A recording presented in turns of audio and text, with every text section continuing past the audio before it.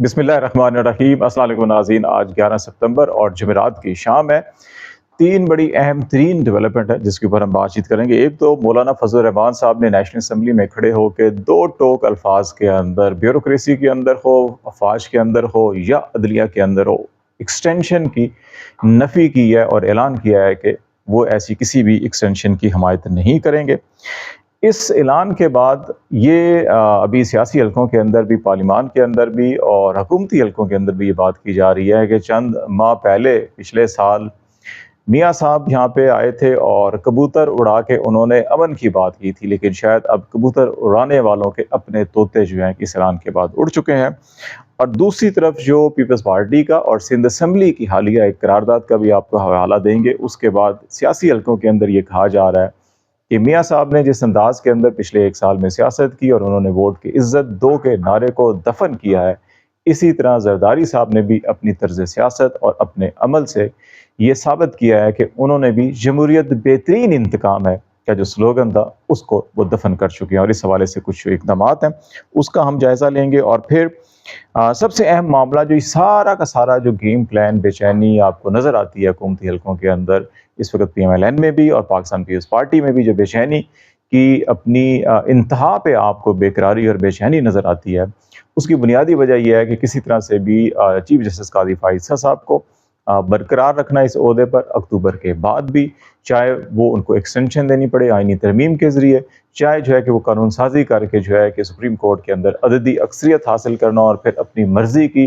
Act of parliament کے ذریعے آئین میں ترامیم کرنا اور پھر ان کو جو ہے کہ انڈورس کروانا، ایگزیکٹلی ویسے ہی جیسے پریکٹس اینڈ پروسیجر ایکٹ کو سپریم کورٹ نے انڈورس کیا، حالانکہ وہ آئینی ترمیم کے ذریعے 184(3) کے اندر جو ہے کہ وہ تبدیلی ہونی چاہیے تھی، لیکن ایکٹ آف پارلیمنٹ کے ذریعے اس ترمیم کو جو ہے کہ سپریم کورٹ نے انڈورس کر دیا تھا۔ ویسے ہی ابھی کچھ اور اقدامات جو ہے کہ وہ کیے جائیں گے۔ اور جو خیبر پختونخوا میں ہم نے ایمرجنسی کے حوالے سے بات کی تھی، اس کا جو ابھی جو لیٹسٹ کچھ انفارمیشن ہے اس کے مطابق جو ہے کہ اس ایمرجنسی کا تعلق بھی جو ہے کہ وہ پارلیمان کے اندر 2/3 اکثریت حاصل کرنے کے لیے عددی نمبرز پورے کرنا تھا، کیونکہ اس وقت حکومت کے پاس نمبر پورے نہیں ہیں، اور یہ حکومت کا خیال ہے کہ بہت سے جو آزاد ارکان ہیں وہ جو ہے کہ خیبر پختونخوا میں اس وقت، اور وہاں پر جو ہے کیونکہ حکومت ان کی ہے تو اس لیے نہ ان کو اٹھایا جا سکتا ہے، نہ اغوا کیا جا سکتا ہے، نہ گرفتار کیا جا سکتا ہے، تو اس لیے وہاں پہ ایمرجنسی لگا کر ایک گورنر کے ذریعے گورنر راج ہو، اور پھر وہاں پہ جو ہے کہ اپنی مرضی سے جو ہے وہاں پہ کارروائی کر کے اور ان کو ڈھونڈ کے، کیونکہ حکومتی حلقوں کے اندر بھی انہیں چھپایا گیا ہوگا تو وہاں سے ان کو جو ہے نکالا جائے، پکڑا جائے، اریسٹ کیا جائے اور تشدد کیا جائے، جو بھی طریقے ہوتے ہیں وہ کیے جائیں۔ اور سعد اللہ بلوچ جو ابھی ان کی فیملی کے بارے میں اسد قیصر نے بھی پارلیمان کے اندر کہا کہ ان کی اہلیہ کو یا ان کی بیٹی کو اور ان کی جو ہے شاید سسٹر ان لا کو اریسٹ کیا گیا یا اغوا کیا گیا، اور یہ میسج دیا گیا جی کہ آپ جو ہے کہ سعد اللہ بلوچ کو پیش کریں، ادروائز جو ہے کہ آپ کے خلاف کارروائی ہوگی۔ اسی طرح سے ان کے ایک سینیٹر ہیں، انہوں نے بھی یہ الزام لگایا ہے کہ حکومتی حلقوں کی جانب سے کہا جا رہا ہے جی کہ 20 کروڑ کی آفر کی جا رہی ہے، یا دوسری صورت کے اندر جو ہے کہ ان کو اغوا کر لیا جائے گا یا ان کی فیملیز کو اغوا کر لیا جائے گا، تو اس قسم کے سنگین الزامات لگائے جا رہے ہیں۔ اور یہ کہا جا رہا ہے کہ جو ایمرجنسی کا مقصد تھا بنیادی وہ بھی یہی تھا کہ تاکہ کے پی میں چیف منسٹر کی جو ریٹ ہے یا حکومت ہے اس کو ختم کیا جائے، چاہے وہ 10 دن 15 دن کے لیے ہو، اس دوران جو ہے کہ ان لوگوں کو وہاں سے اغوا کیا جائے، اٹھایا جائے اور پنجاب کے اندر لے آیا جائے یا اسلام آباد کے اندر لایا جائے۔ اور پھر جو شیر عبد المروت نے جو اسمبلی فلور کے اوپر جو ہے کہ ایک سنگین الزام لگایا کہ جس طرح سے ان کو رکھا گیا، اور پھر انہوں نے ایک ڈی ایچ ای کا نام لیا اور کہا جی کہ انہوں نے میرے سامنے ایم کی پستول رکھی، 9mm کی پستول رکھی، اور کہا کہ پولیس کے سے یہ بھاگتے ہیں تو اس کو ہم گولی مار دیتے ہیں۔ مجھے یہ صفدر شاہ جو جسٹس تھے جن کی میٹرک کی سند کو بھی جو ہے کہ جعلی قرار دیا گیا تھا ضیاء الحق کے دور میں، انہوں نے ضیاء الحق کو جو مقدمہ بنایا تھا ذوالفقار علی بھٹو کے اوپر، ضیاء الحق صاحب کی ماں کے اوپر بنایا گیا تھا اور پھر ان کو پھانسی دی جانا مقصود تھا، اس سپریم کورٹ کے فیصلے میں انہوں نے اختلاف کیا تھا اور کہا تھا کہ جو یہ ضیاء الحق کی ماں کے اوپر مقدمہ بنایا گیا ہے تو ذوالفقار علی بھٹو کو پھانسی نہیں دی جا سکتی، یہ انہوں نے فیصلہ دیا تھا۔ تو تاریخ کے اوراق میں اور ان کے عزیز و اقارب بھی بتاتے ہیں کہ ان کے گھر بھی جو رات کو لوگ گئے تھے تو انہوں نے بھی ایسے ہی ایک پسٹل نکال کے ٹیبل کے اوپر رکھ دی تھی، اور انڈائریکٹلی میسج یہی تھا کہ اگر آپ فیصلہ جو ہے ہماری مرضی کا نہیں دیں گے تو یہ پھر معاملہ ہے۔ کچھ لوگوں کا کہنا ہے کہ وہ اٹھ کے صاحب جب جانے لگے وہاں سے تو ان کی جو ایک پالتو بلی تھی اس کو وہ فائر مار کے چلے گئے تھے۔ لیکن یہ ساری تاریخ کی کہانیاں ہیں، تاریخ کے اوراق کے واقعات یہ درج ہیں۔ تو یہ ساری وہ صورتحال ہے جس کے اندر جو ہے کہ اس وقت آپ کو یہ ساری کی ساری بے چینی نظر آئے گی۔ ابھی مولانا فضل الرحمان صاحب کے بارے میں حکومت یہ کلیم کر رہی تھی کہ وہ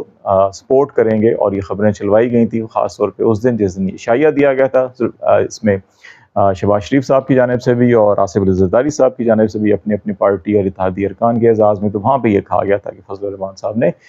حمایت کا اعادہ کیا ہے۔ گزشتہ روز جیسے ہم نے کہا تھا کہ زمینی حقائق اور سیاسی حالات اور خیبر پختونخوا اور بلوچستان کے اندر خاص طور کے اوپر جو عوام کا موڈ ہے اس کو دیکھتے ہوئے JUI یا مولانا فضل الرحمان سے ایسے سیاسی رہنما جو ہیں کہ وہ اپنی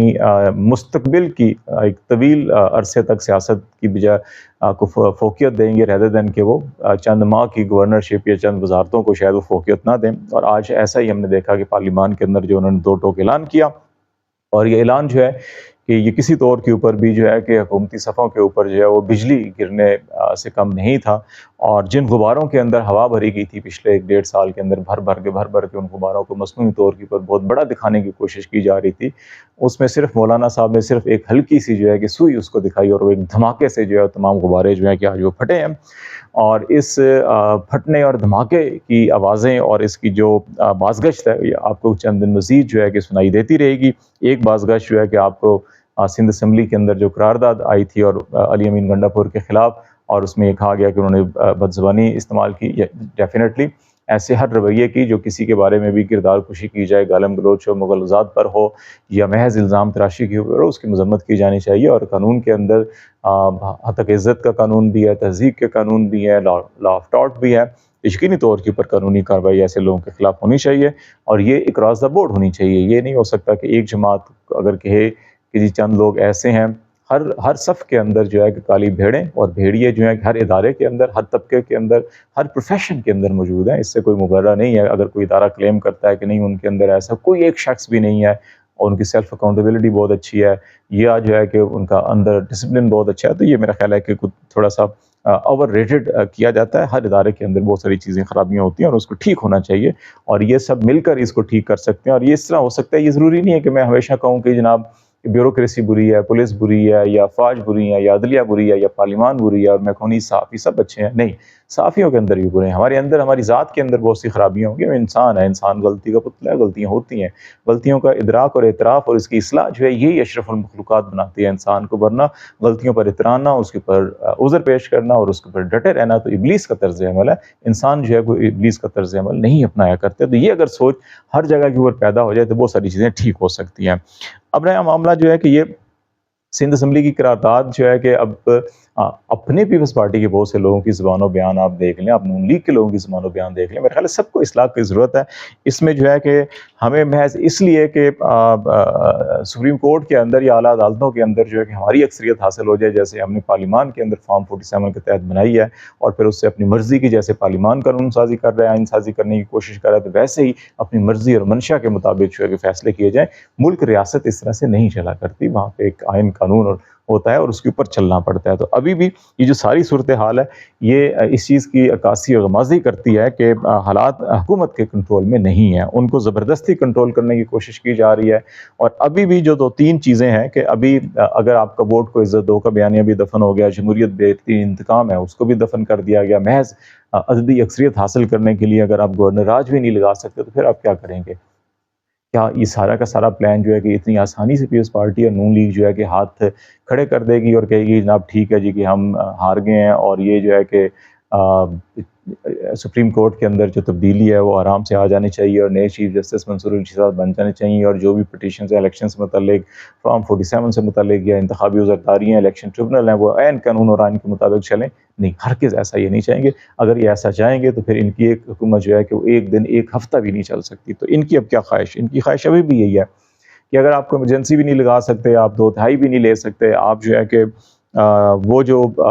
آزاد ارکان ہیں ان کی بیٹیاں یا بیویاں اغوا کر کے بھی ہے ان کو جو ہے کہ میسیج دے کر بھی آپ جو ہے کہ نمبر پورا نہیں کر سکتے، تو پھر سب سے پہلا کام جو ہے کہ وہ عددی اکثریت قانون سازی جو ہے وہ سمپل میجورٹی کے ساتھ ہوتی ہے، وہ سپریم کورٹ کے اندر ججز کی تعداد میں اضافہ، اور جو اسی طرح سے ہائی کورٹس کی جو اسامیاں فل کرنی ہے اس کے اوپر بڑی تیزی کے ساتھ کام کیا جا سکتا ہے، اس کے اوپر فوکس کیا جائے گا۔ اس کے ساتھ ساتھ جو ہے کہ جب سپریم کورٹ میں اپنی مرضی کے ججز یا اپنی مرضی کا نمبر جو ہے وہ حاصل کیا جائے گا تو پھر ایکٹ آف پارلیمنٹ کے ذریعے ایگزیکٹلی جیسے میں نے پہلے کہا اس طرح سے جو ہے کہ یہ کچھ اور بھی جو ہے کہ وہ خواہ وہ عمر کی حد ہو، خواہ وہ سپریم کورٹ کو اگر آپ چیف جسٹس کو ایکسٹینشن نہیں بھی دی جا سکتی، اگر آپ سمجھتے ہیں کہ اس کے اوپر رکاوٹیں ہیں، بہت زیادہ شدید رد عمل ہوگا، آئینی ترمیم نہیں ہو سکتی، اس کے خلاف جو ہے کہ وہ بہت دنیا بھر کے اندر ریئیکشن ہو سکتا ہے، تو پھر سب سے آخری کوشش جو ہے کہ وہ یہ کی جائے گی کہ ایکٹ آف پارلیمنٹ کے ذریعے جو چیف جسٹس آف پاکستان کی تقرری کا عمل ہے اس میں موسٹ سینئر جج کی بجائے پینل ایک قرار دے کر اور ایکٹ آف پارلیمنٹ کے ذریعے قانون بنایا جائے کہ موسٹ سینئر جج نہیں بلکہ موسٹ سینئر 3 یا 5 ججز کا ایک پینل ہوگا جو پیش کیا جائے گا، اور پھر اس میں سے جو ہے کہ صدر وزیر اعظم جو ہے کہ مشاورت سے چیف جسٹس آف پاکستان بنائیں گے، اور اس میں جو ہے کہ جسٹس منصور علی شاہ صاحب کو چھوڑ کر اور منیب اختر صاحب کو بھی چھوڑ کر یہ افریدی صاحب کے اوپر بھی شاید جو ہے کہ بہت زیادہ اعتماد نہیں ہے حکومتی حلقوں کو، تو اس کے بعد جو ہے کہ اگلے جو ہیں چوتھے 5ویں نمبر کے اوپر جیسے سمین صاحب ہیں، جیسے جمال مندوخیل صاحب ہیں، تو ان دونوں میں سے کسی ایک کو بنا لیا جائے، تو یہ ابھی بھی حکومتی حلقوں کی سوچ پائی جاتی ہے۔ تو لیٹس سی، دیکھتے ہیں کہ جیسے جیسے حالات اور دن لمحے، بلکہ اب تو لمحے دن بھی بعض اوقات چھوٹے لگتے ہیں کہ جس تیزی کے ساتھ صورتحال بدل رہی ہے وہ آگے بڑھیں گے تو آپ کو اپڈیٹ کرتے رہیں گے۔ خالد جمیل کو اجازت دیجیے، اللہ حافظ۔